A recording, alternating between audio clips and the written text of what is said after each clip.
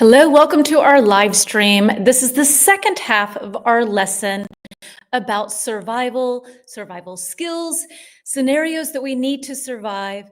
I am Jen from English with Jen, as you can see down there. And so I did this last week. I'm doing it again this week where I add a homework challenge. So the challenge is this. It is try to use self-sufficient, find shelter, and or survive in the comments when this live stream is saved. So if you're here now, hello to everyone who's here. Hello, Brigitte, darling. Hello, Karina, sorry. I read that incorrectly. So don't do it now. No worries. Take a screenshot. I'll write it in the comments afterwards.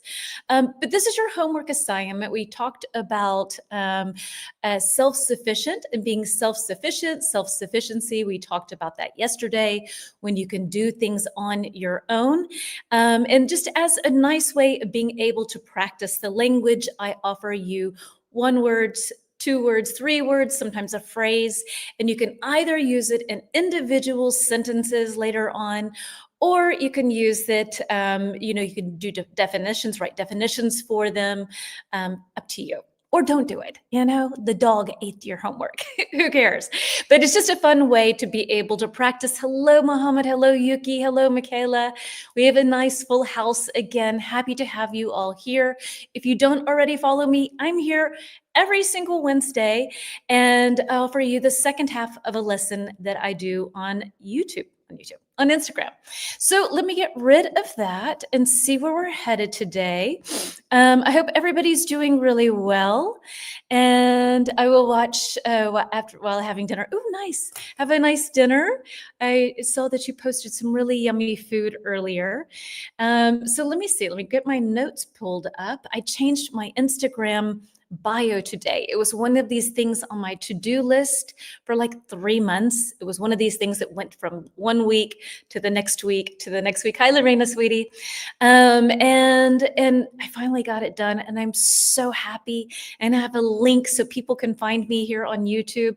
It sounds silly, but it's really one of those things. It took me no time. It was so easy, but months and months and months.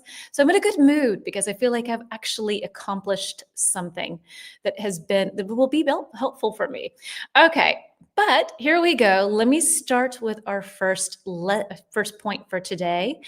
And I'm going to try to do this. Okay, so we're starting out with a poll, and let me push myself to the side here. Let's see. I'm going to grab our poll. Hi, Hatoko, sweetie. Welcome. And let me find survival. So I'm all organized nowadays, but I have to talk my way through it. It'd be nicer if I could just do it and not talk. But here we go. Here's poll number 1. And let me pop myself over to the right. I think that's for polls. And ta-da! So here we go. Poll number 1. How long do you think you could survive on the supplies currently in your home? If you take a second, you think right now, boop, I can't buy another thing. Am I going to survive 1 week, 2 weeks, 1 hour? What do you think? So is it less than a week, less than 1 to 2 weeks, less than a month, or more than a month? How prepared are you should you not be able to go to the grocery store and get groceries? What would you say? How prepared are you? Hello, Serena. I think that you're new here, and welcome. 2 days? Yeah, I think for me, like 2 hours, seriously. Today, we're leaving tomorrow. We're leaving Ibiza. So we're trying to eat everything that's just left in the fridge. So today we had olives. We had, I think, some rice cakes. We had, they have these little beer nuts here in Spain that are crunchy, salty things. We had that. It was really disgusting. But oh well, not too bad one day. Yes. So what can you see? I say, hey, Renee, welcome. I think around 2 weeks. Okay, 2 weeks is good, I think. Having a nice stockpile of food. Lorena, you said B, which is 1 to 2 weeks. I think that's kind of the recommended time. Karina, for you too, as well, 2 weeks.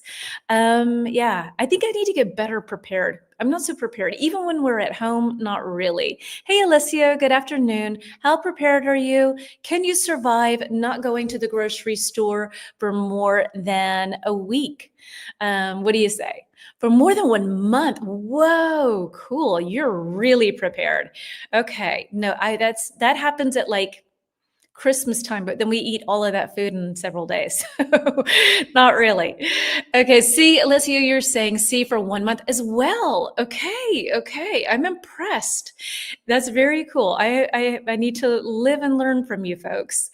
I'm gonna pop up another thing now because we're now heading on to our next topic. Yesterday we covered 3 different topics, and today we're going to cover another 3 topics. And yeah, if I'm talking about just food, more than a month, but if it includes home supplies like toilet rolls, maybe 2 weeks. Okay. Yeah, we're stocked on toilet paper 2 months, but maybe not food. I went to the grocery store this morning. Okay, okay. But when I go to the grocery store, I buy basically for like a week and then that's it.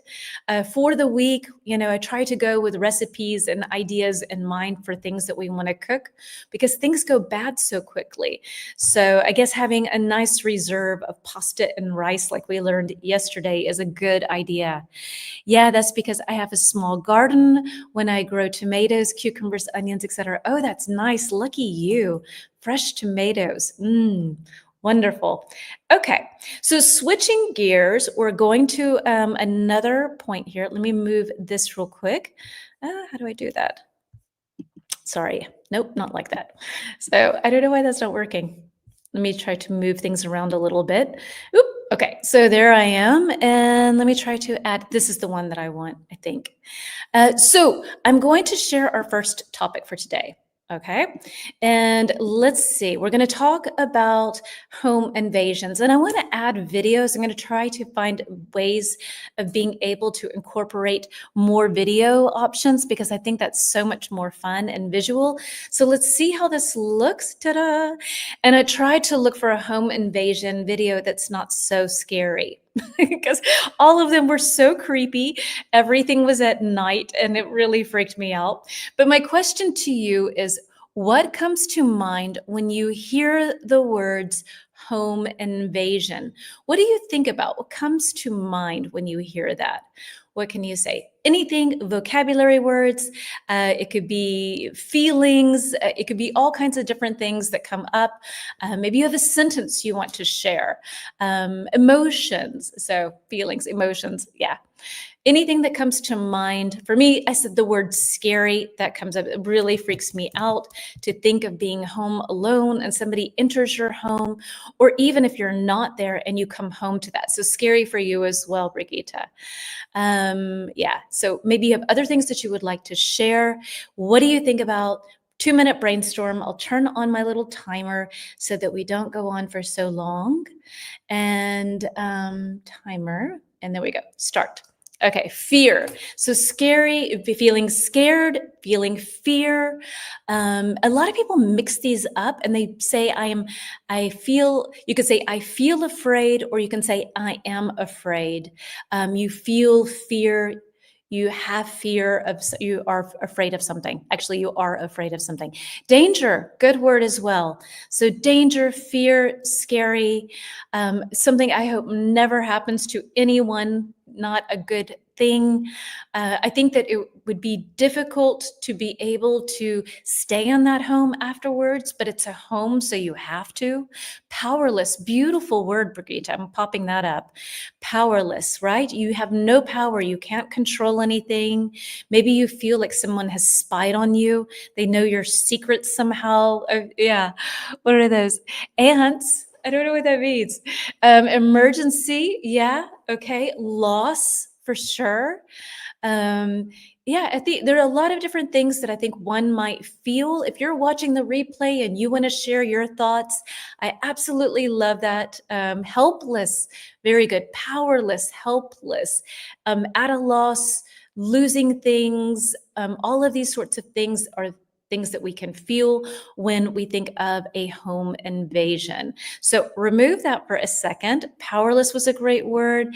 Helpless as well. Lots of great feelings and emotions. I'm going to throw up a slide now with vocabulary. Okay, so these are some vocabulary words related to home invasions. And let's see, that is number 2, vocab. Here we go. Oh, I've got to move myself around. Hold on. There we go. And work. Yay. Okay. I hope you can't see the answers. Screaming. Ay, ay, ay. If you can see the answers, let me know. Try not to cheat. Maybe let's try to work it that way. Okay, so our first word is intruder. Surveillance. I will repeat that. Long word, lots of L's. Surveillance. Surveillance. Barricade. Barricade. Deadbolt. And peephole. That sounds so funny. I wonder how many of these words are new for you. Yeah. So let's see. So our definitions, so that we can then match them on up. As A is a strong, a strong lock for a door. B is someone who enters without permission. And permission is saying yes or no. You can be denied permission or you can be granted permission. So if you're granted permission, sure, you can do that. Or you're denied permission, no, you may not. B, someone who enters without permission, so they were not allowed to do that. C, a small hole in a door to see outside. D, blocking blocking or defending a place. And E, matching a place or person, or sorry, watching a place or person closely. Okay, so these are our definitions. Brigitte's already chimed in. Thank you very much, my dear. Number 1, she says, is B, which is correct. An intruder is someone who enters without permission. And I just wanted to cover a couple of words that we often have in connection with this topic. So we have intruder, we have thief, and we have robber. I will add these other words so that we have them here. THIEF and robber. Exactly. Everybody who said 1 is B, you're correct.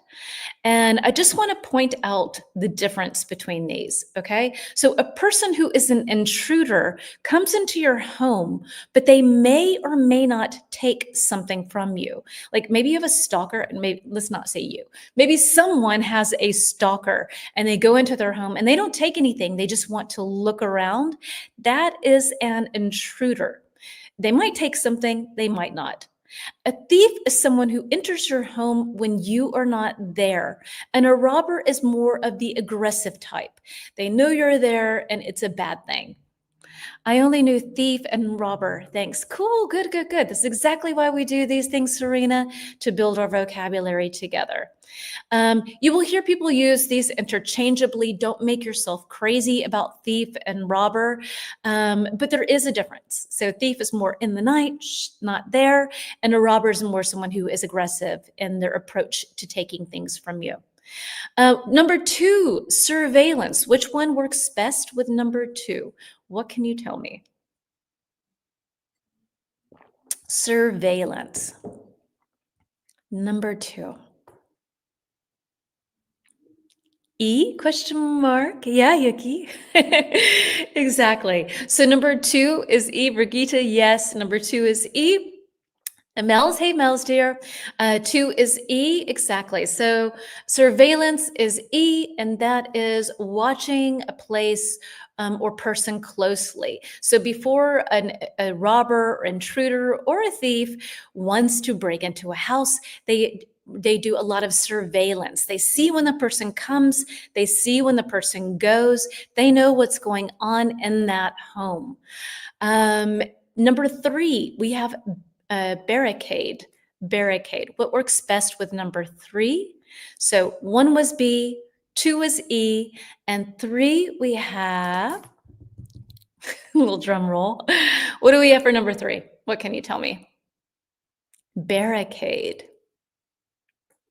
You often see these at crime sites. Okay, Lorena is saying 3 is D. Yuki's saying 3 is A. Karina's saying D as well. Okay, so the answer is 3 is D. A barricade is blocking or defending a place. Often you'll see like a concrete barricade, a big block in front of something. We have this, unfortunately, a lot now at Christmas markets and things like that, because unfortunately in Germany, we've had a lot of terrorist activity, and they put a barricade on the street so cars cannot enter. Yeah. And with home invasion, this is a way of blocking someone from getting in, I guess. And last but not least, I think it's such a funny sounding word is peephole. And that is obviously C, because that's the only one that's remaining. And maybe you can tell me if you have a peephole on your door at home. So peephole is C, a small hole in your door so you can look out before you open the door to be able to see who is there before you open the door. So that's a peephole. A peephole. Do you have a peephole at home? We do. 4 was A, exactly. Did I not say that? Sorry. Sorry, we missed deadbolt. Yes, exactly. Yes, deadbolt, I missed that. Sorry, thank you, Brigitte. So deadbolt is this really big lock that you have on the back of the door, metal. It's something that you really want to have on your door if you're afraid of robbers. Yes, thank you, sorry. Blocking, or sorry, a strong lock for doors. And last but not least, sorry, peephole, the hole that you have on a door. Do you have that on your door at home? Is that something that people have in your country? In the United States, pretty much every apartment has a peephole where you can look out and see who's coming or who's there before you open the door.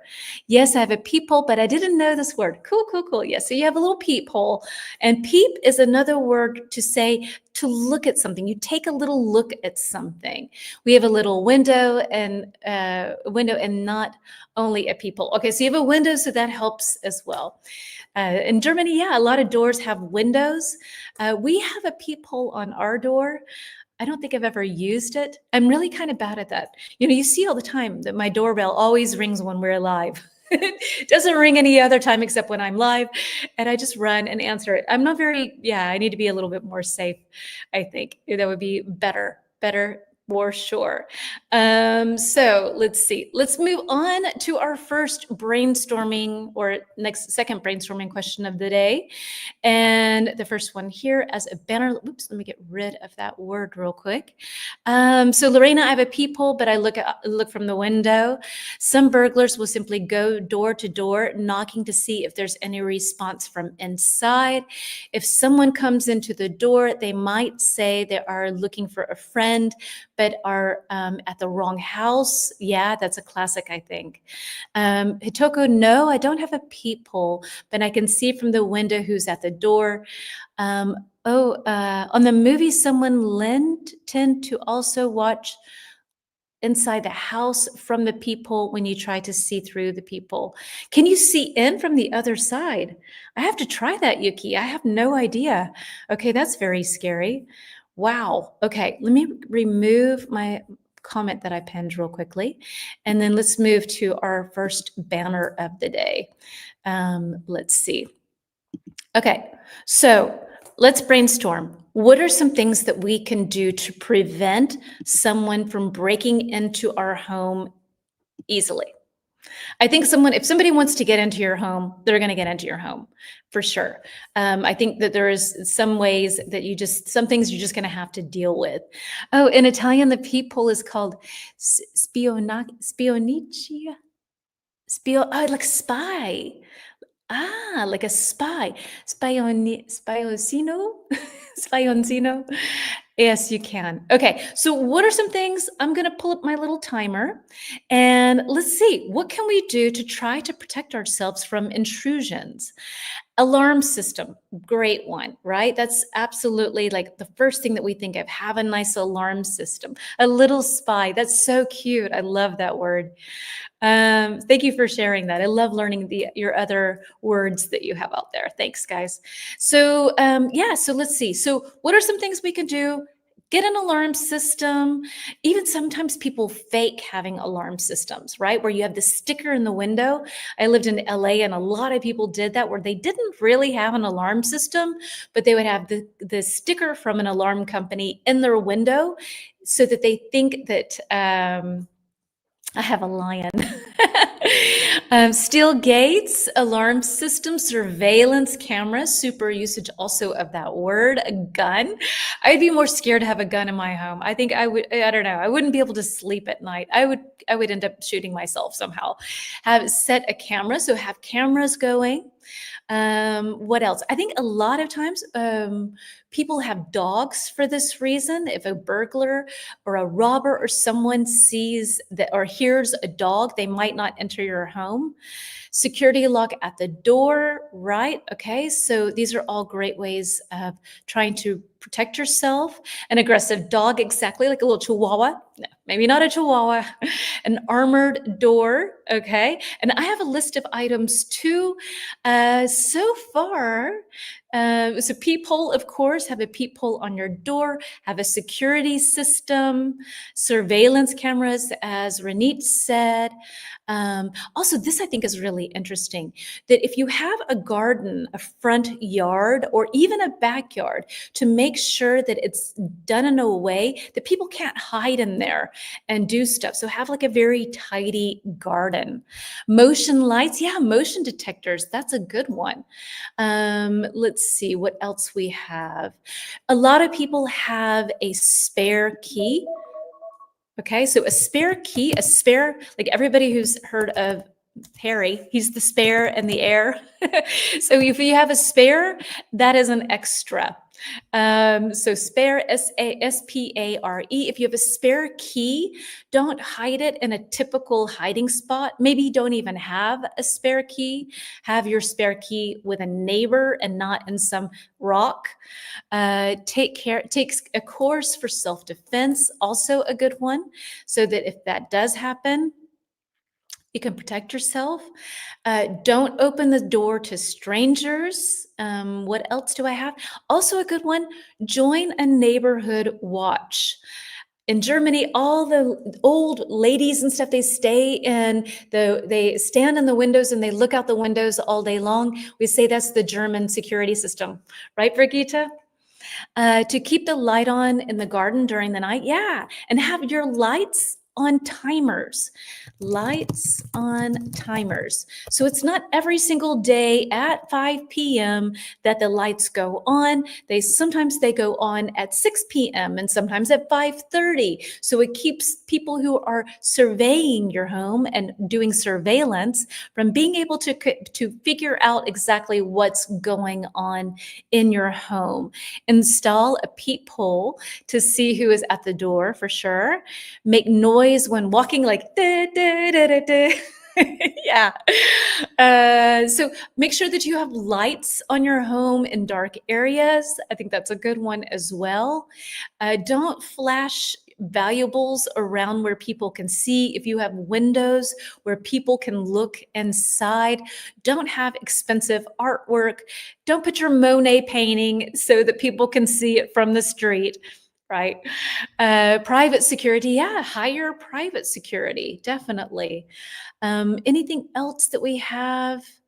Yeah, I think that's good. We've covered a lot of ground. These are a lot of great ways of being able to protect yourself and make your home a little bit more secure. I do really think, though, if somebody wants to break into your home, they will. You know, you can do certain things to try to prevent it, but if there's a will, there's a way somehow. But we can be smart about it. We can be smart and try to protect ourselves the best way that we can. All right, moving on to slide number 3. Let's say that something happens and someone invades a home, and you're at home when this happens. Can you think of some things? Let's say that you call emergency services. What are some things that you can say? So you're on the phone. What are some things you can say? Or you're anywhere and you need help and you need to be quiet because that someone is in your home. Cut overhanging branches and trim shrubs back to make it harder for thieves to hide. Super. And I'm gonna post your comment. Branches are the where the leaves grow on a tree and overhanging. So there's like lots of extra branches hanging around. And there was another word, shrub. So these are these bushes that we have, often kind of evergreen, and make sure those are small enough that a person can't maybe hide behind them. If you live by yourself, put big men's shoes to pretend there's strong man. Yeah. If you put your shoes outside your home, good idea, Yuki. That's smart. I love that. And also, another tip is even if you don't have a dog, if you have, let's say, a back door and it's glass and people can see in, if you put a little mat for a dog, a little dog bed there, then a burglar might think that you have a dog. And they might not hear it, but they might think, maybe it's downstairs and it doesn't know. So that could also be to pretend you have a dog in your home. Could be a good way. Hello to you, Sakura, darling. Welcome. Okay, so things that we can say, you're at home or you know someone's at home. What are some things we can say if we're on the telephone with emergency services and we want to let them know that there's an intruder or that we need help? What are some things that we can say? I have a list for us as well here. Let me see which number that was. Okay, let me see. No, here we go. Okay. So, and I think that I need to move like this. Okay. So we have some phrases. Okay. So we'll just run through these we'll run through these quite quickly, and you can tell me which ones you like. You can tell me the number. You can write them out, however you want to practice them. But so I need help. I'm hiding. Actually, I feel like I need a phone to make this more accurate. So I need help. I'm hiding. There's an intruder inside my home. There's a robber. There's a thief. Any of those words work. Don't make yourself crazy about it. I'm locked in, and then the room. So I'm locked in the bathroom. Please send help. And this is actually something interesting. In my research, a lot of people were saying, hello, Abdul. I'm from the United States. So a lot of people were saying that you should, if you find that there's an intruder in your home, you should go to the bathroom, because that is a small confined space. For me, that freaks me out. I think I would want to go to a room where I could get out of, but evidently a bathroom is a good place to be. Let's see what else we have. So I'm in the bathroom. Please send help. I think 6 and 8 are the same. Okay, probably. Please help. Yes, they are. So yeah, please send help. I'm trapped. Yes, that would evidently. Yes. Thank you, Yuki, for proofreading that. So we will not need to do that. So I'm in, again, number 4, I'm in the bathroom. Let's say I'm safe for now. If you want to let somebody know, I'm okay for now. Please send help, something along those lines. I need police. Someone broke in. So when someone comes into your home without permission, then they break into your home. So then let's see. I need police. Someone broke in. Please send help. I'm trapped. There's an emergency. And then with your address, please hurry. Number 8, we already know. Number 9, I'm in danger. Someone's in my home.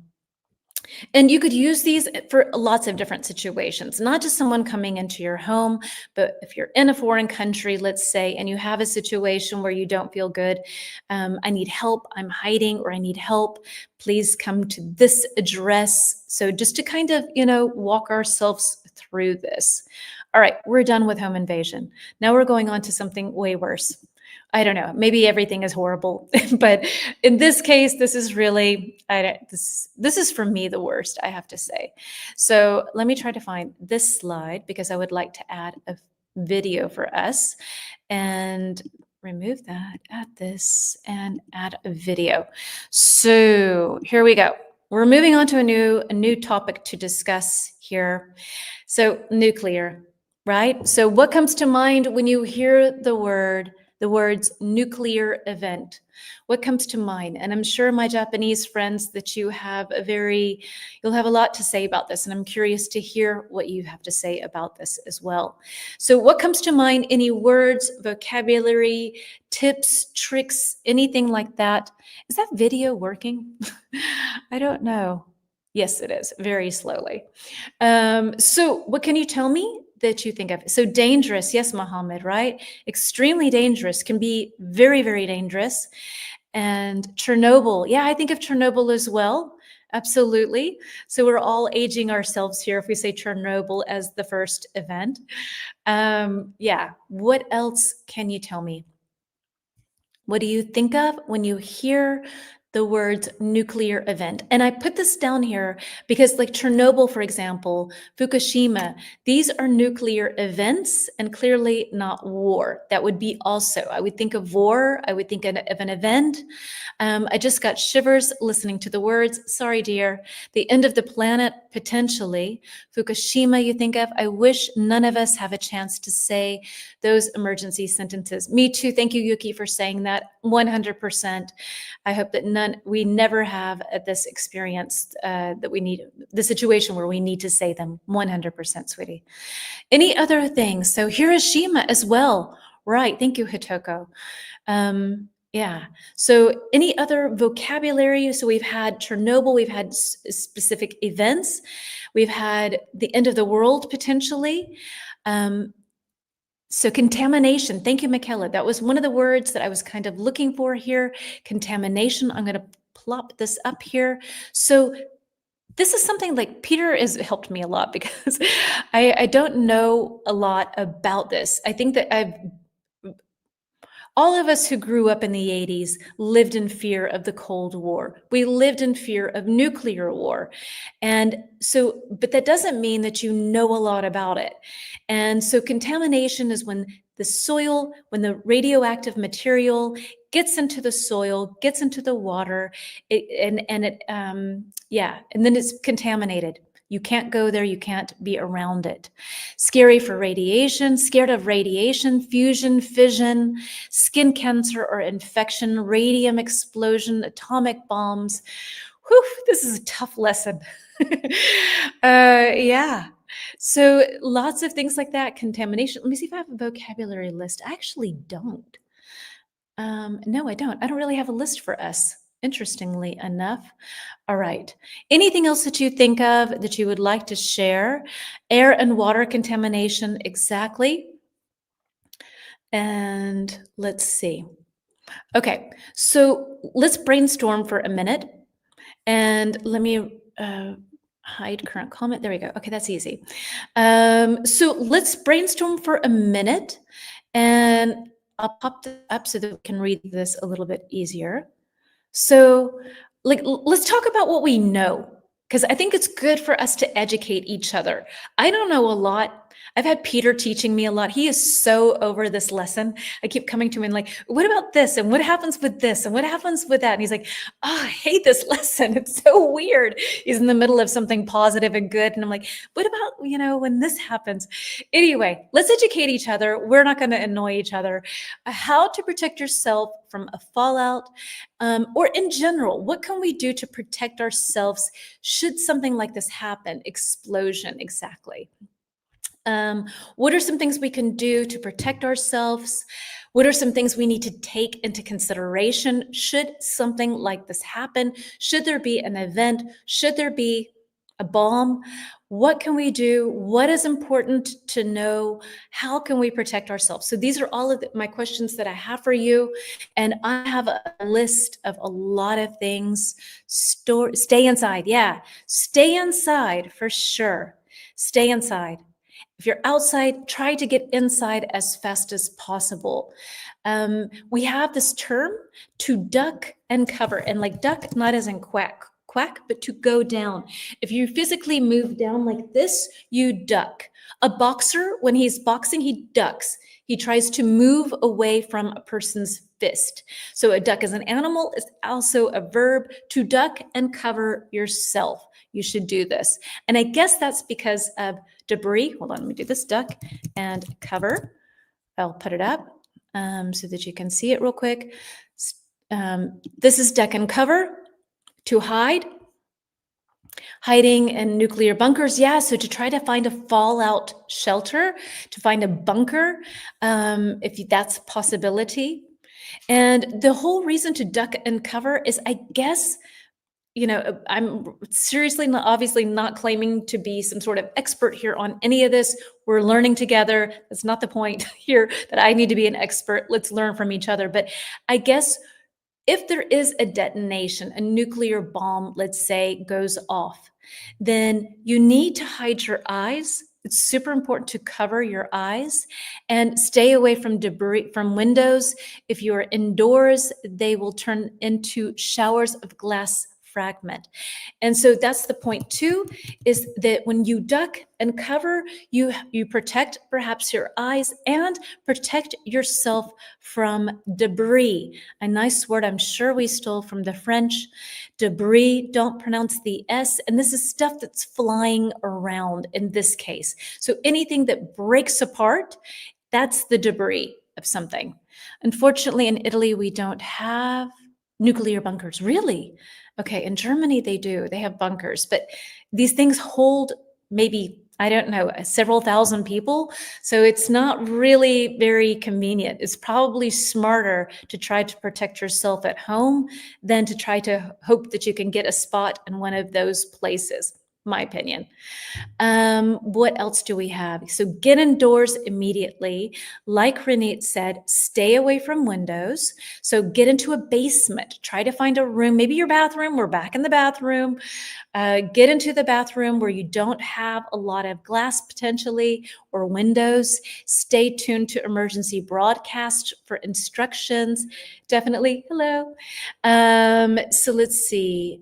Seal windows and doors with plastic sheeting. So you can buy these big rolls of plastic and you can cover the windows with plastic sheeting. I will write it on here, plastic sheeting, and stick it to the walls with duct tape. That's that gray, really heavy duty industrial tape, duct tape. So you get plastic sheets, cover the windows, and then you will be able to protect any kind of particles coming in a little bit better.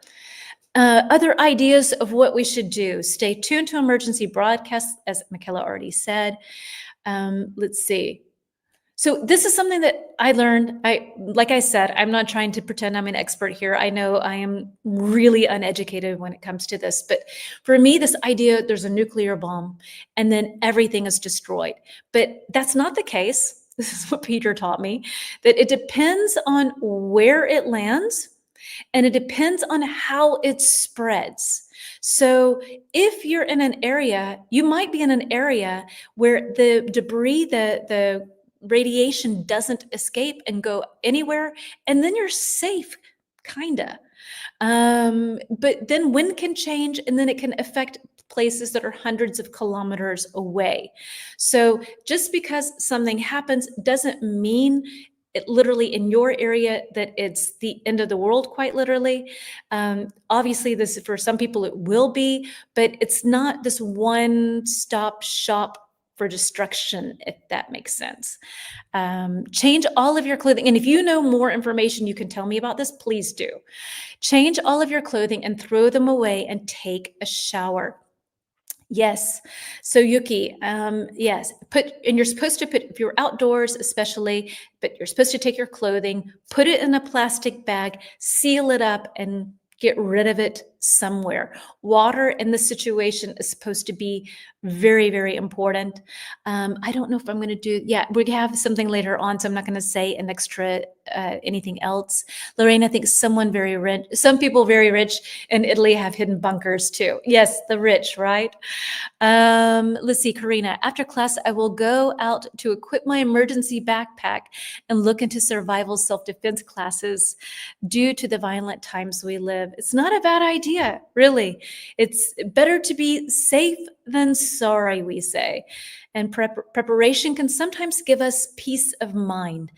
I think a lot of people don't want to talk about things like this because it's not a pleasant topic, but it can give you a little bit of peace, a little bit of comfort to know sometimes that you have done something to prepare. Doesn't mean it's going to work, but at least you've done something. So I understand, Karina. I totally get that. Let's see. So, okay, where are we right now on our situation here? You should get to the center of the building, to a basement, away from windows or exterior walls. These are the walls on the outside of your home. So we're, like I said, we're probably back in the bathroom if we don't have that. Exterior walls. Let's see. Oh, not walla, walls. These exteriors outside. In the Army, we have versatile military costume for protection from radiation and chemicals and bacteria. Right.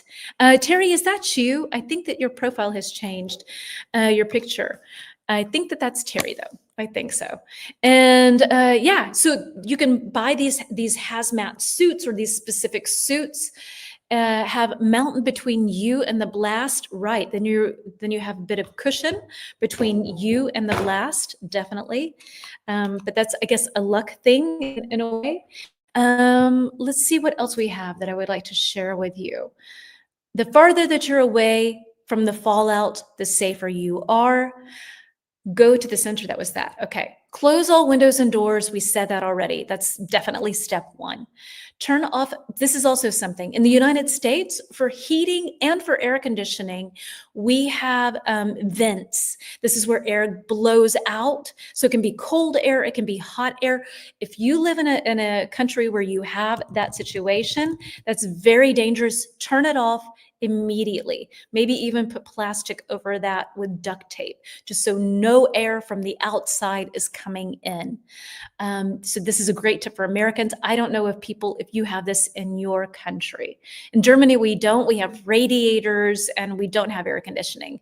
So that's not an issue. Let's see. Remain indoors. This is interesting too. Remain indoors for at least 24 to 48 hours to avoid exposure. Best case, 72 hours. Stay inside. Do not leave your home. As someone said, I'm not quite sure who, listen to emergency broadcast systems. So maybe if you do have a go bag and you have a radio that is not hooked up to the internet or needs electricity, then, that might be a good thing to just have an old battery operated radio. Evacuate from the ground zero as far as possible. Definitely. Oh, you only have 2K followers. It's like a small village population. Yes, I do. It's a lovely village here. So welcome to our village. Yeah, so I'm transitioning from Instagram to YouTube. And so, yeah, welcome to our community. Hope you stick around and we all get to know you a little bit better. Maybe you can tell me your name. I thought you were Terry, but you seem to not be Terry because you seem to be new. So let's see. So reduce exposure. So stay in the lowest part of your building. So like again, basement, try to be closest to the ground as possible and avoid going outside that we just had. Remove your outer clothing like Yuki said. And then we talked about this yesterday, that with radiation and with the different chemicals, I guess it's not chemicals. I don't know what it is, but you should definitely use soap and water. Soap and water are your friend when it comes to trying to get this off of your body and away from you. Avoid the stairs. Okay. Why avoid the stairs? I'm not sure. I'm curious to know why. I'm sure you have a reason for it. I just want to know why. Let's see. Drink bottled water. Avoid the lift. Avoid the elevator for sure. Super, super tip. Don't get into an elevator. Do not get into lift, elevator. Lift is British English. Elevator is American English. Most Japanese houses don't have basements. Yeah. So that's the point. Like we don't have a basement as well. So I guess in this case, we do have sort of some really small rooms that are closets. So I guess if we could remove everything out of these rooms, and the walls are very thick, but it's tiny, like we're talking bathroom size. So really, really small. 72 hours in that, I don't know. Let's see what else I can. And this was a tip that I gave you yesterday that I thought was really interesting. Use soap, use water. Do not use hair conditioner because it has this binding agent, so it connects things to radioactive materials, and you can't get it out of your hair. At Lorena, there's the largest and most solid anti-atomic nuclear. Oh, in Italy. Oh, okay, okay. But for me, it doesn't bring me peace of mind to know that there's a fallout shelter because I don't know how much time you have to get there, right? I don't know what the warning system is like. That would be actually a very interesting point. If somebody wants to look that up, that would be very interesting to know. Let's say that a bomb or something is detected. How long do you have to get to a safe space? That's my question. Because everybody's going to want to get there. So imagine like the chaos, imagine the hysteria of trying to get to one of these nuclear shelters. I think I would feel more comfortable being at home somehow. I don't know. I mean, unless I knew I was in ground zero, but I don't know that anybody knows that really. The stairs is too tough. It should be destroyed if trapped in an earthquake. Okay, so maybe in an earthquake, yes, don't take the stairs. Okay. Thank you. Yes, thank you, Michaela. All right, so let's see. What else do I have to share with you? Drink water, bottled water from a sealed container. Avoid eating food. So if you had any fresh fruit, if you had anything, this is clear, I think, then don't eat that. It could have been exposed. Only canned goods, only things that are in packaging that have not been exposed to anything, and stay informed. Okay, so I have a true or false question for us. And yeah, let's see. Let me remove this for a second. Remove, sorry. That was that brainstorming too. Oops. Okay, there we go. Sorry. So I have a true or false little question for us, and a set of questions about nuclear fallout. Whoops, not that. Let me go back. Sorry about that. I'm clicking all kinds of buttons here. So let's see. Where are we headed? We have slide number 4. True or false? Okay, so is this true? Is this correct or incorrect? What can you tell me? Yeah, what can you tell me? Oh, that's the wrong way. There we go. Okay, so true or false? My first question to you. And if anybody has anything else they want to share, any information, this is the time to do it. Please share with us because we're all learning about this together. That's what these lessons are about. I'm not trying to be an expert on anything. I can barely tell you my name. So, it's important that you have information, share it with us, please.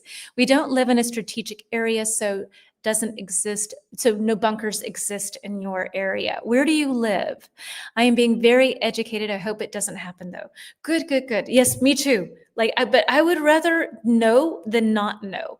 I think a lot of people would rather live in denial. Like this is never, no, but I would rather know and then be able to work around it. So thank you, Renee, keeping us on track. Number 1, Renita's saying, use water to wash off radiation.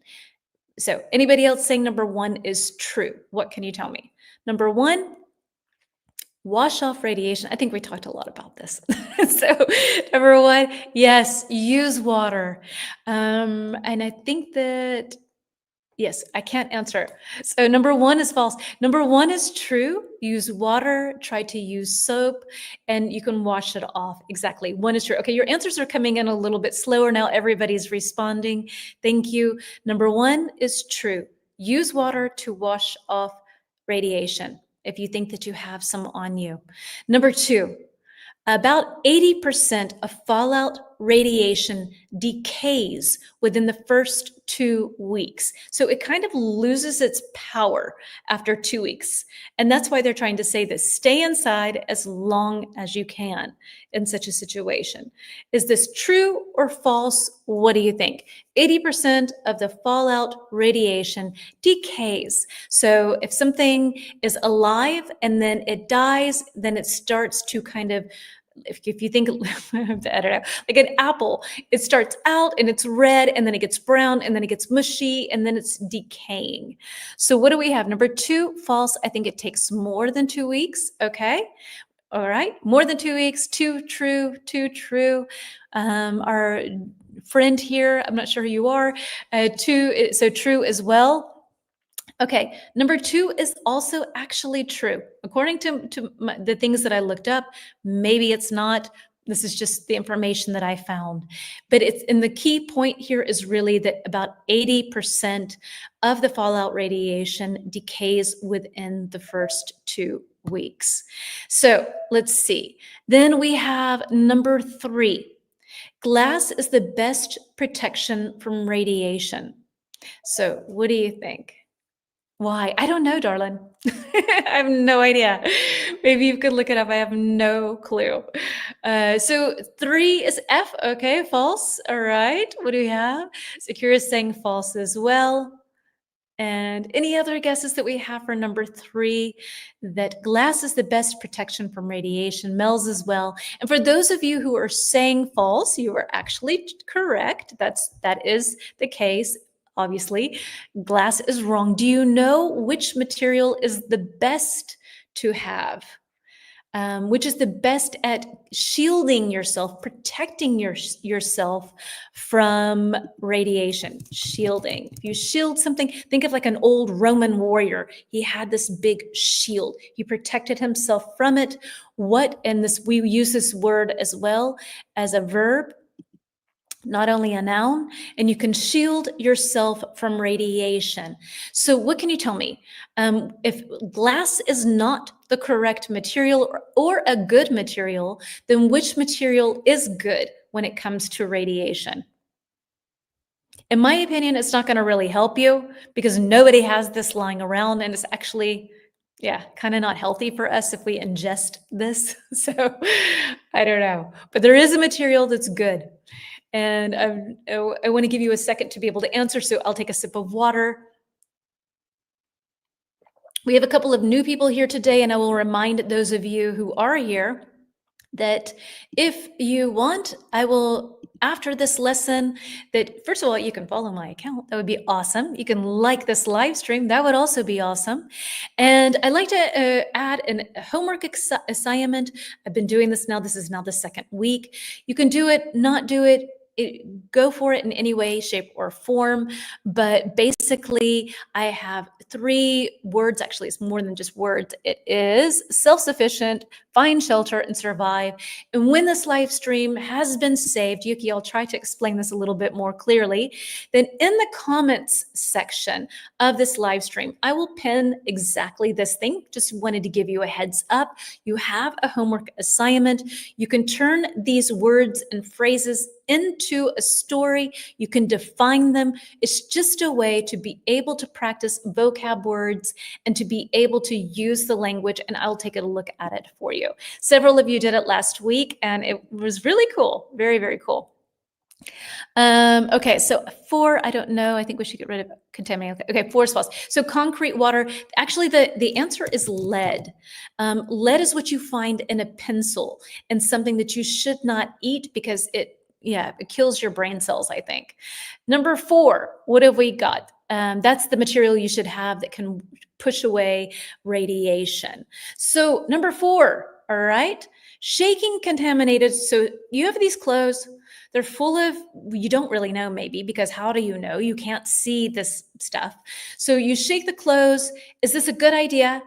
Contaminated clothes outside is the best way to remove radiation. What do we think? Everybody so far, I think, is saying 4. 4 is false. Yes, okay. And like Yuki said earlier, you should put the clothes in a plastic bag, try to remove them like without shaking them, without spreading any kind of contamination anywhere. Shaking this could just spread that radiation everywhere. So yeah. Hello, Magiani. Hello, welcome to you. Or Adam, maybe Adam, I don't know. Welcome to our lesson. We're on number 5, all right? You have, true or false, you have 10 to 15 minutes to fill your bathtub with water after a nuclear event. Okay, so you have 10 to 15 minutes. Is this true or false? Or can you keep running your water, or you don't have 10 to 15 minutes, or you do, you have 10 to 15 minutes? What can you tell me? You have 10 to 15 minutes. What do you think? True or false for number 5? What can you say? Renee, it's going with true. Okay. True, Yuki. So true. Lorena saying true. Let's get one more answer. Do we have any new people here who would like to answer as well? Maybe we can get another answer. Alessia is going with true as well. Yes, exactly. So this is the thing, is that maybe I'm right, maybe I'm wrong, I don't know. But I think that after the event has happened, then the radiation has not been able to go into the water system. So you're supposed to fill your bathtub up with water in the first 10 to 15 minutes so that you have a nice amount of water to be there for you should you need it, for hygiene purposes, for drinking purposes, cooking purposes, whatever it is. But that will be water that is still not contaminated, which is super important because you don't know where the contamination is going to go. Maybe it doesn't go into the water system at all, but you need to have that protection. But it depends on the distance. Exactly, right? But I think that, yeah, it depends on the distance for sure. And I guess also you need to do it within these 10 to 15 minutes because maybe it's enough time for it to not have been able to enter the system, the water system. All right, we're nearly done with this. Ay. All right, so let's see. I hope that this is not too traumatic for people. I hope that you're handling this. I hope you see it kind of with the same sort of lens that I do. Let's educate ourselves and let's hope that we never need this information, but it's better to be educated than not somehow. Let's take a little poll because some of you are saying to try to find fallout shelters, try to find bunkers. And I'm curious to hear how you would answer this. Let's see. That's poll number 2. Here we go. And I need to move myself over to here. Poll number 2. All right. So poll number 2. Okay, in Europe, I found there are a lot of houses with bathtubs and just a shower. That's true without a bathtub. That's very, very true. So I guess in this case, then you're going to try to find buckets and every sort of device or sort of container that you can find to put water in within the first 10 to 15 minutes. Yeah, that's a very good point, Yuki. Okay, so here we go. And maybe if you don't have a bathtub at home, maybe you can buy or have somehow in like a water storage container thing that you can get. Maybe that's even better. Fill that up than a bathtub. Then it's really enclosed in something. All right. Poll question number 2. Here we go. Would you rather be stuck in a survival situation alone or with a group of strangers? All right. So this kind of goes into this whole fallout shelter thing. So would you rather be kind of on your own at home, or would you rather be in some sort of shelter with strangers? And maybe we can also kind of just go through the pros and cons to practice the language a little bit more. Like, why are you choosing? Why wouldn't you choose? What are the good things and the bad things? So you can answer the question alone or with strangers, and also kind of give some reasoning why you would say that. For me, that I've said earlier, so you say alone, and maybe why I would rather be stuck in Jen's with Jen's followers, right? Isn't this an amazing community? I love that you like this community. We have the best people here ever. I would rather, or you, in this case, Renee, darling, you would say, I would rather be, or I would prefer being. Okay, so you have rather and prefer, which is kind of like the same thing. So it's super, super, super mistake. Thank you for making that one or the other. So I'm just going to go with rather. That's the first thing that you wrote. I would rather be with strangers who have more ideas. Why not become friends at the end? Okay, so maybe with the number of people there, they will know things that you might not know, and then you can also have the potential of becoming friends. I hear you. Okay, very strong question. I prefer with my husband or alone. Okay. I'm afraid of strangers more than being alone in survival situations. I think I am too, Yuki. I think, yeah, I feel that. Hey, yo, I didn't know you were here.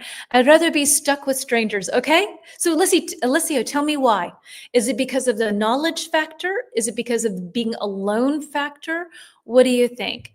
I would prefer being with strangers. The human is a social animal. We work better in groups. Okay. I would prefer with strangers. So the majority of us prefer strangers. Yuki and I are going to, Yuki and Sakura and I think we're going to all be on our own. Yeah. For me, I don't know. It freaks me out to think that I would be stuck in a situation with people I don't know. I would die. Okay, so you would die if you're on your own. Okay, I get it. Human being is more dangerous than nature. Sometimes, right? Sometimes. I think being alone, it would affect also mental health after a while. That's true. I agree. And maybe we could also say alone with family. Maybe let's add that element just to kind of play with it. Alone with family or alone with strangers. I definitely would pick family. They would drive me crazy too, but I know what I'm getting into. Let's say that. All right. Hopefully we never need this, but yeah.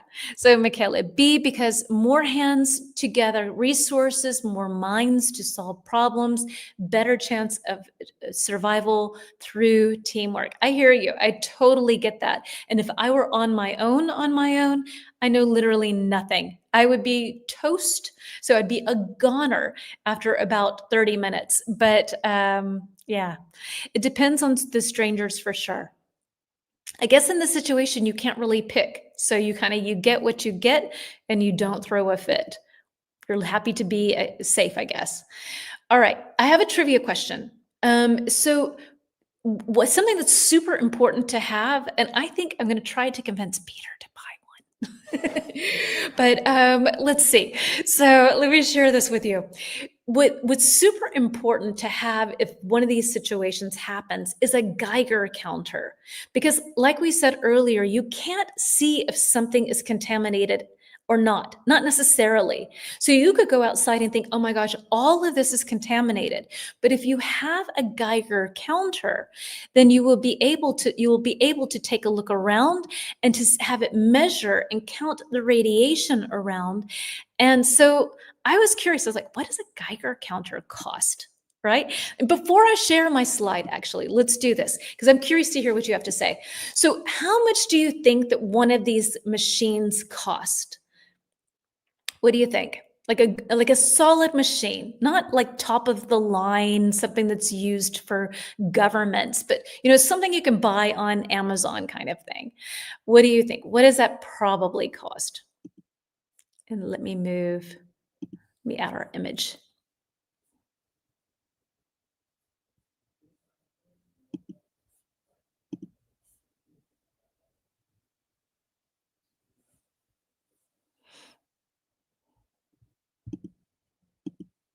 Okay. So 100 bucks. Okay, 100 euros that is. Okay, so 100 euros for a Geiger counter. And my question obviously is this: how much does a Geiger counter? How much does a Geiger counter cost? It should be. It's not there. Which can recharge using a hand crank charger. Aha, sorry. How much does a Geiger counter, which can be hand charged, like what we learned yesterday? So you can charge it with a hand crank. You don't need electricity. That might not be helpful in such a situation. How much does that typically cost? What can you say? What do you think that that usually cost? Sorry, A. Okay, so you're saying A, which is $353, 325 euros. As well, Hitoko agrees with you. Alessio's saying 141. Lorena's saying B, 141. Okay. Any other guesses? What do you think this might cost? 49 euros, Renit is saying. Okay. Any other guesses? Michaela's going with C as well. Mel's B. Okay. No idea. But if you buy from Amazon, I think it's like C. Yuki, great deduction skills you have applied to this answer. And you are right, actually. So from Amazon, pretty well rated, about 4.3, 4.5 stars, depends on the quality. So you can get ones that are, thousands of euros, right? But this one, I found one that you can charge, it's a hand crank. I think it's, oh, wait, that doesn't make sense. Well, it says that you can use it with a hand crank charger because I wanted to find something that was really good. But I found this guy, 49 euros, $53, and you can have one at home. I know this sounds really paranoid, but for me, just psychologically, if you have one of these Geiger counters, then at least in this case, you could, have it in your home to see how much radiation has come into your home. Once you see that that's okay, you could try to venture at some point outside and see if it's still very radioactive and know whether you should leave or not. For me, it would be the first step of peace of mind or freedom, or I need to freak out. That's kind of how I see it. So I need to find a good angle how I can convince Peter that we need one, because he's going to think I'm cuckoo for Cocoa Puffs. So Karina, you said B. The answer is C. And yeah, I was surprised that it was so cheap, to be quite honest. Cheap. Yeah. All right. So let's see. Let's move on to our next banner here. So we're looking for useful phrases after a disaster. Okay, so something bad has happened, and we want to check in on loved ones and neighbors. And so I want to know this. What are some useful phrases after a disaster?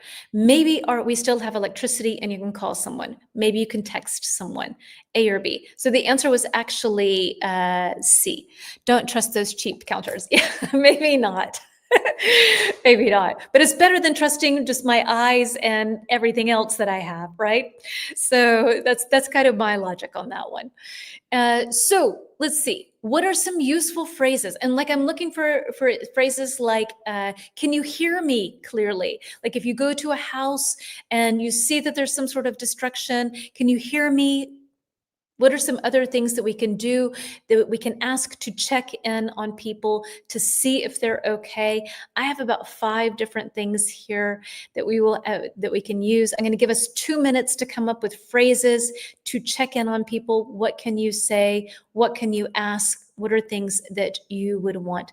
No, I don't want to do that. I was going to say, think of a loved one that doesn't live in your neighborhood, doesn't live close by. Something happens. What are some things that you would want to ask them? What are some things you would ask them to make sure that they are okay?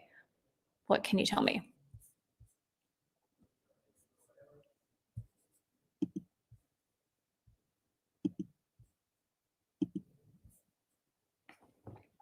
Any phrases you can think of.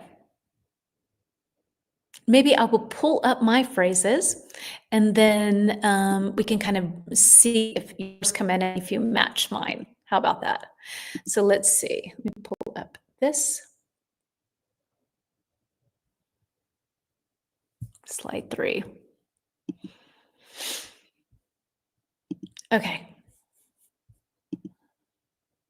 Honey, are you all right? Where are you? Yes, right? Where are you? Let me move here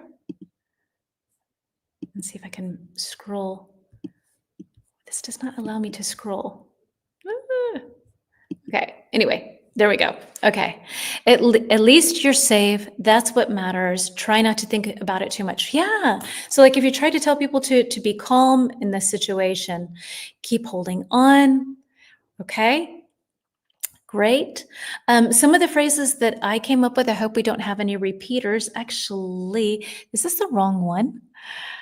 No, we had this one already with the double one. I was thinking that looks really long. Do you need help? Where is the hospital? Exactly. So lots of good phrases. Anything else that you would like to add while I try to find the correct list of phrases here? Slide number 6. There we go.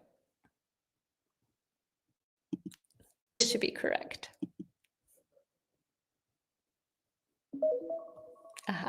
That was my timer.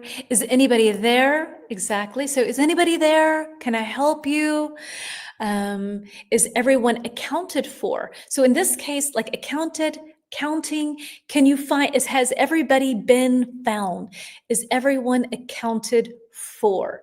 Number 2, do you need assistance? Do you need help? Do you need assistance?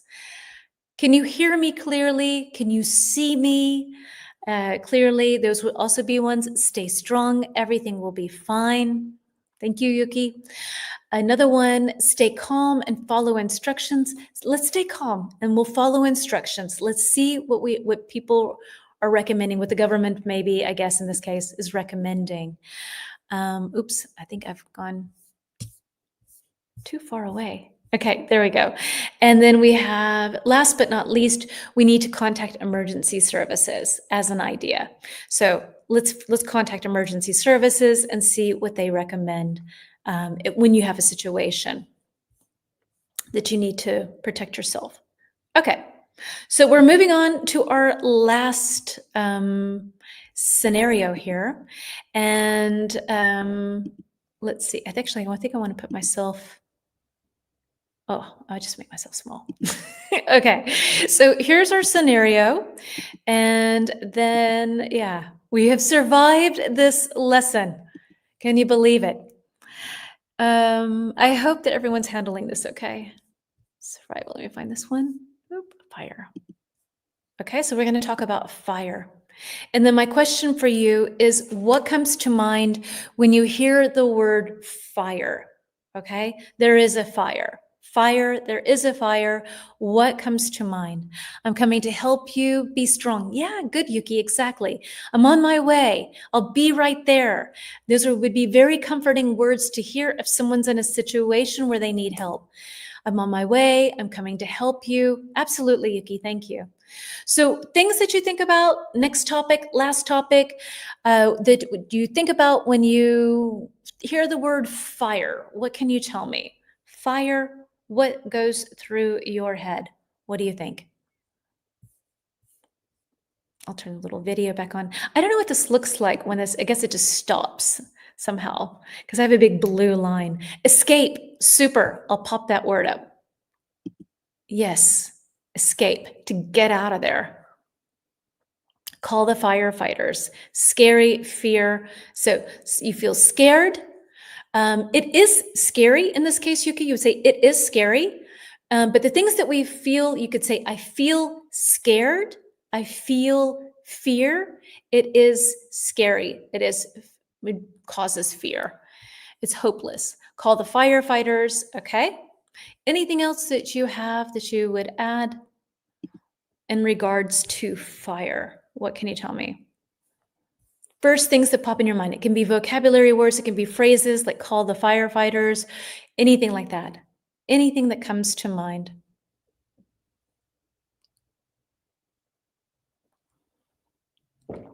And then I have a nice little vocab. Okay, so I'm going to share my vocabulary words for us with us here. Hold on one sec. Let me get rid of scary. Okay, let's see. Fire extinguisher. That's one of our words. Yeah. Call 911. Yuki, this is something interesting that I learned in Germany, and I wonder if it's the same in Japan. But in Europe, because 911 is the number that we use in the United States, and I did a survival course a couple of years ago, and the instructor informed me that even if you're in Europe, you can dial 911 and it will lead you automatically to emergency services. I found that fascinating. Do you have the same thing? Do you know in Japan? Where can we have water? Call, yes. So where's the water? Call the firefighters. Exactly. So our first word, 119 in Japan. Okay. Here I think it's 211. My European friends, is it the same number all over Europe? I think it is. But I think that it's the same all over Europe. But if you're in Europe and Italy, yeah, 112. Okay, 112. 112. 119 Japan. In France, oh, it's 118. Really? Okay. But I wonder if you're in Germany and something happens, if you could dial that and it would still, let's look it up because this could be very helpful. Because I'm curious, because I know that you can dial 911 and it's the American number in Europe, or at least in Germany. Can you, I don't know how to phrase this though. Can you use the emergency, not energy, emergency numbers? I'm just going to take Italy for Italy and France all over Europe, because surely they have that as an option if they have the American one. But I don't know if that's a German. In Egypt, 122. Good, guys. Thank you for sharing that. All right. So here's the thing. Yes, you can use emergency numbers for Italy and France as a part of a broader reference for emergency services across Europe. So here are the emergency numbers for Italy, France, and Europe. Okay, wait. They're saying, Okay, so the European number is 112. But then you have local numbers. So like I think in Italy, it's 113 for police, and for medical, it's 115. But you can use those numbers and it will direct you. I think it will direct you all over. So let's say if you don't, because I just think this is really important. If you don't use the European number in that, and use your local one abroad, does it still work? So police 110 and emergency 119. Yes, in most European countries, if you dial the local emergency number, such as 113 for police, or in Italy 18 for a fire in France, it will still connect you to emergency services, which I think is really good, because you have these situations perhaps where it's a very stressful situation, and then you are able to contact police no matter where you are. However, 112 is the European-wide emergency number. You can dial it anywhere in the EU. Okay, anyway, sorry. I just wanted to find that out. Maybe it helps people, maybe it doesn't. I hope it helps. All right, let's go back to our vocabulary words. I am so sorry about that. So let's see. Number 1, evacuation plan. Number 2, extinguisher. And let me say evacuation plan. Number 2, extinguisher. You can say extinguisher, fire extinguisher, backdraft, flammable, and 5, overcome. Our definitions: A, easily set on fire. B, a plan to leave safely during an emergency. C, an explosion when oxygen is suddenly added. D, a device to put out fires. And E, to be affected by smoke or heat and collapse. Okay, so which one works best with number one, which is evacuation plan? In Italy, if you call 113 ex-police number and 118, they all answer from 112. Right, that makes sense. Okay, Yuki, you're saying one is B. We'll go through these kind of quickly, huh? So evacuation plan, one is B. Right? Yes, Sakura. So a plan to leave safely during an emergency. So always a good idea to know how you want to escape, which ways make the most sense. You don't know necessarily in the case of a fire where a fire is going to break out. In one situation, it might mean that, and that door, and another, a totally different one. So who knows? Number two, extinguisher. I think this is kind of a fun sounding word, extinguisher. What can you tell me about number two, extinguisher?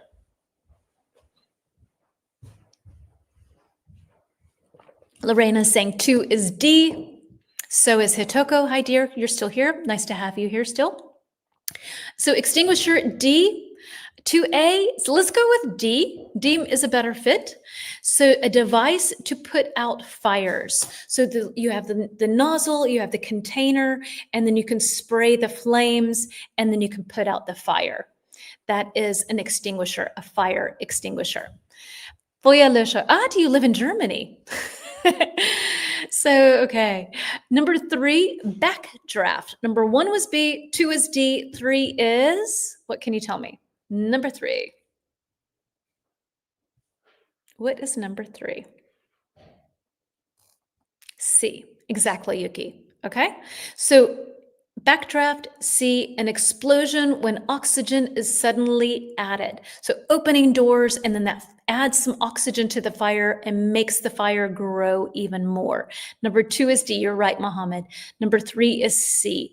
Number four, what can you tell me? Flammable. I think that's kind of the answer in the name, in the word. There was a movie, Backdraft, exactly, right? I think Kurt Russell. I don't know if I ever saw that. It was like in the 80s, I think.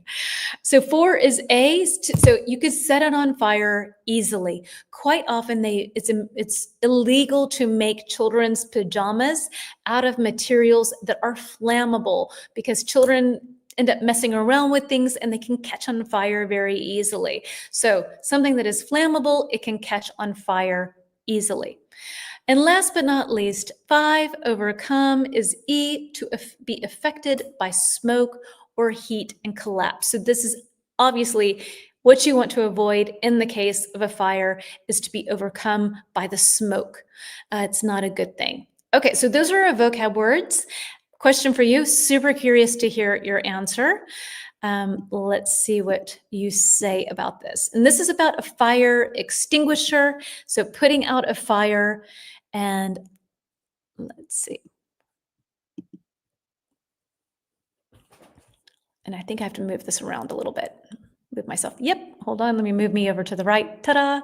All right. So do you have a fire extinguisher in your house? Yes, no. And do you know how to use it? So, do you know how to use it? If so, do you know how to use it?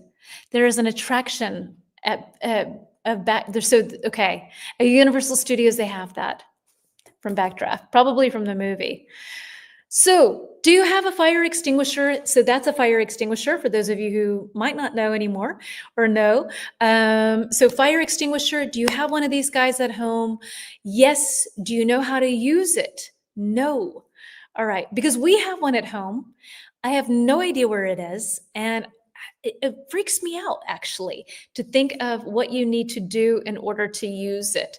Evidently, it's kind of easy to use, but I think when I go home, I want to take a look at it. A, know where it is, very important, and B, read the instructions, because you don't want to have to read the instructions in the middle of a situation. You want to be able to use it instantly.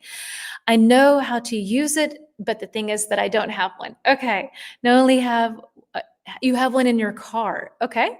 Yes, but a very old one and don't know how to use it. So, Hitoka, maybe dear, take a second to just look at it because I think they also need to be sort of, I don't know if they need to be serviced or they have a shelf life, like what we talked about yesterday. Not everything stays. Shelf life. You might want to check and take a look and see because if it's very old, it may no longer work. I have some at home. Yes. So you might want to check them. I'm going to do this. Maybe we make a little deal together that we go home for those of us who have them that don't know how to use them, take a look at it, read the instructions and just know where it is, know if it's okay, know if it's still good, and then be able to know how to use it. We can reload and yeah, see, I think you can. I think you can reload it. And I think that you can also service them. I'm not sure. Need to check into that. Hello, Dimuthu. All right, moving on. We have some true false questions again about fire. Let's see what we have. Let's see. And that is slide number 8. Let me find number 8. True or false? All right. And I think I need to move myself over here. So, oh, no. I should have just stayed where I was. All right, here we go. True or false? Number 1. It's still in the cardboard box covered with dust. Ay. Yeah, well, I don't even know where ours is, so I'm not any better. Yesterday, I used an emergency in my kitchen. So you used a fire extinguisher in your kitchen? Wow. It's not common in Egypt to know how to use the fire extinguisher has many kinds, right? There are many different types, yes. But I think for me, I want to just have peace of mind to know where it is and just to read the directions. I think it's pretty simple, but I'm making it out to be something that it shouldn't. And I definitely don't want to try to figure out how to work the thing when there is an actual fire. So true or false, number 1, stop, drop, and roll is used to put out flames on your clothes if you catch fire. Renee is saying 1 is true. All right. Any other guesses here? Number 1 is true. Are you saying true as well? Stop, drop, and roll. It kind of sounds like a song. Stop, drop, and roll. I don't know. So what can you tell me?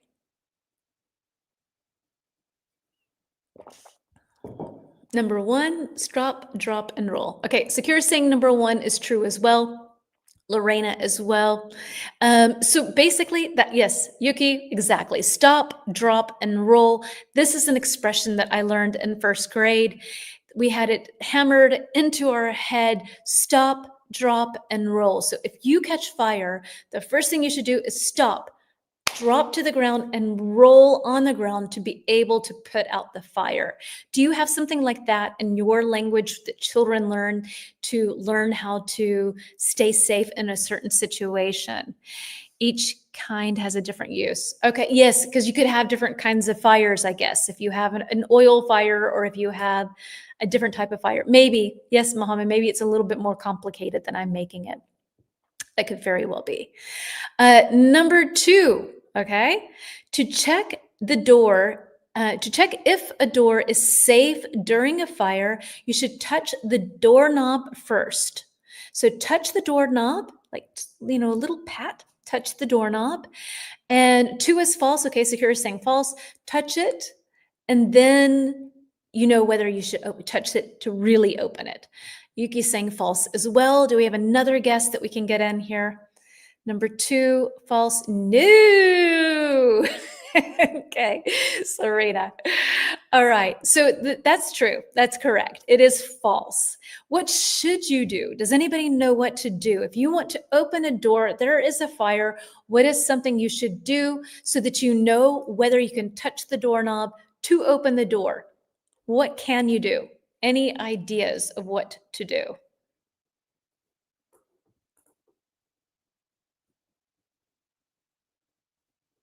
I have an answer. So if you don't, no worries. But I want to give you a second to be able to answer. Okay. Maybe somebody's writing, and then we'll just kind of agree together. So, what you should do if there's a fire and you don't know whether you should open the door or not, you should take your hand. You should use the back of your hand to feel the door. Kick the door. Yeah, kick the door. I have no strength, so that's not going to do anything. So, but what you should do is take your hand, use the back of your hand, not the palm of your hand. Turn it and touch the door. And if the door is hot, do not touch the door knob.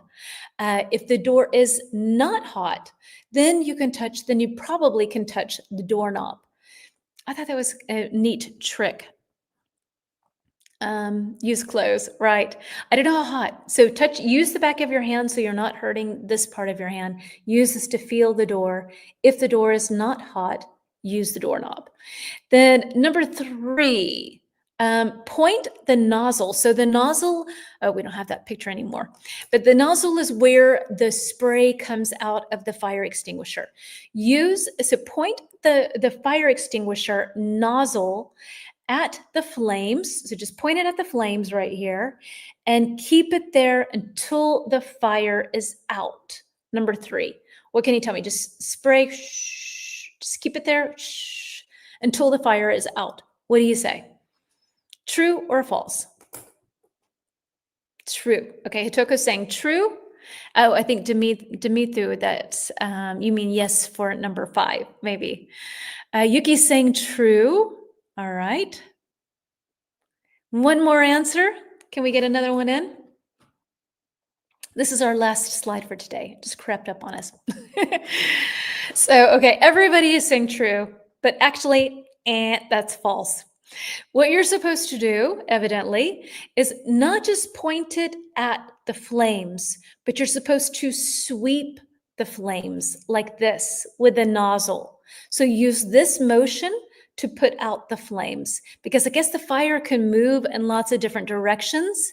So you should sweep it, do this motion back and forth, just like you use like a broom, right?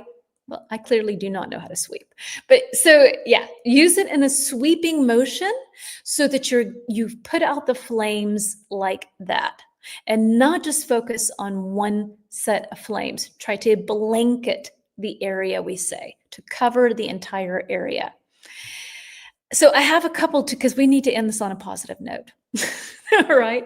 So I have a couple of sort of statistics and facts to end on a nicer, more, I don't know, well-rounded, let's say, I don't know, hopeful note.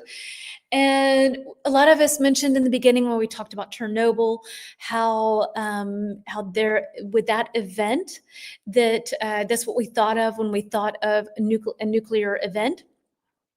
To let you know, that was a horrible disaster, and no doubt about it, right?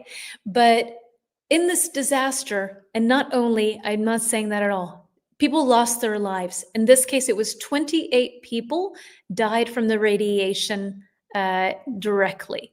So there was the horrible explosion, 28 people died, and then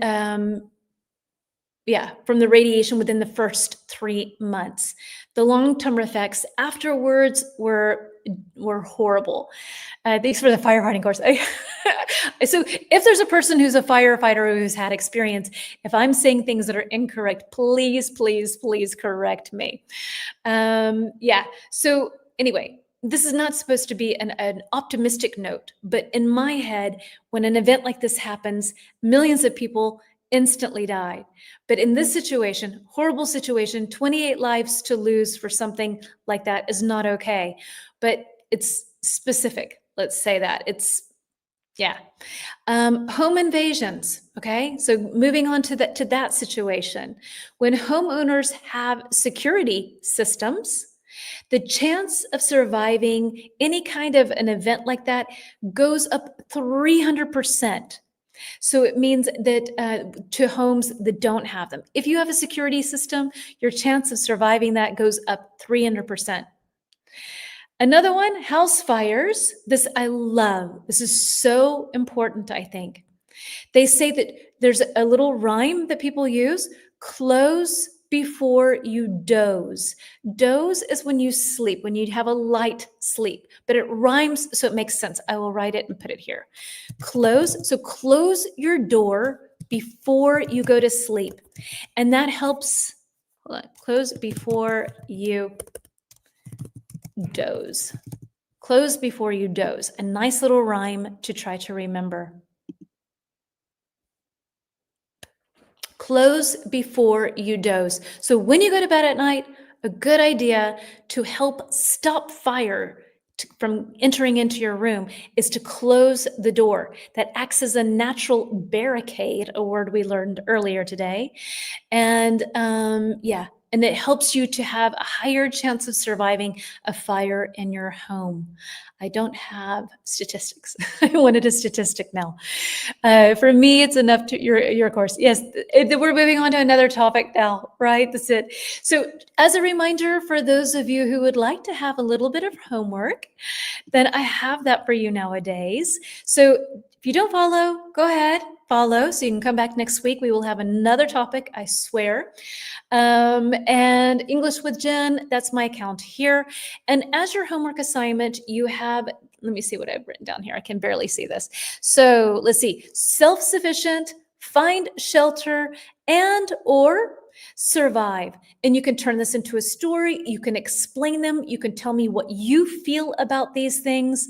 So any way you want to use this, when I save this live stream on YouTube in the comments section, then feel free to write this, to practice it. Come back in a couple of days. It doesn't need to be right now. Let things sink in, collect your thoughts. This is not a thing that has to be done right away. But it's just an extra little way of staying in the topic, letting yourself sort of absorb the information that we learned. If you want to share something that you found interesting that we learned, if you want to add to it, please do so. I love hearing what you have to say. Thank you for your lesson. Thank you. Thank you for sticking around. Do you mean the room door? Yes, your bedroom door. Before you go to bed, shut your bedroom door. You will have a higher chance of survival. I guess if the room didn't happen in your, the fire didn't happen in your room. Soledad, dear, I didn't know you were here. I'm so happy to see you. Thank you. Thank you, everyone. See you next week. Thanks for the great turnout and for sticking around and handling this tough conversation. And see you soon, dears. Bye.